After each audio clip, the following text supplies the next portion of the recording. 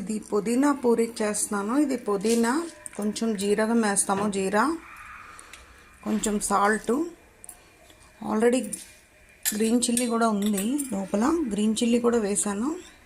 ఇది అద్రక్ paste, ginger paste, only ginger వేసి ఫైన్గా గ్రైండ్ చేయాలి.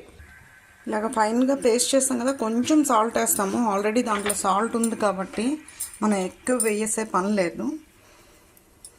వేసి పేస్ట్ వేసి కలుపుతాము. అస్సలు వాటర్ అవసరమే ఉండదు. ఇంకా అవసరమైతే చేయొచ్చు, వాటర్ యాడ్ చేయొచ్చు, కానీ మ్యాక్సిమం వాటర్ అయితే అస్సలు అవసరమే ఉండదు.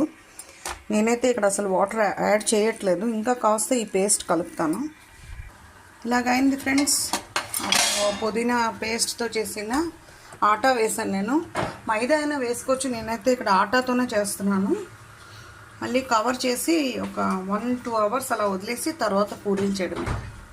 ఇలా కవర్ చేసి ఉంచడమే. వేసాం కదా పేస్ట్, అది ఈక్వల్గా ఇలా రోల్ చేసి కట్ చేస్తే ఈక్వల్ షేప్స్లో వస్తాయి పూరీలు. ఇలా రోల్ చేసాక రౌండ్గా ఆయిల్ కొంచెం వేసి, ఆయిల్తోనే మనం మొత్తాము, ఇక్కడ పిండి వేయం. ఇలా రౌండ్గా షేప్ చేయాలి. ఈ గ్రీన్ పూరీస్ ఇలా ఫ్రై చేయాలి. ఇది పుదీనా పూరీస్. ఇలా బాగా వేగాక ఈ పూరీలు కర్డ్తో తిన్నా బాగానే ఉంటుంది, సబ్జీతో తిన్నా బాగానే ఉంటుంది. నేను ఈరోజు కర్డ్, నెక్స్ట్ ఆలు కుర్మాతో తింటున్నాము.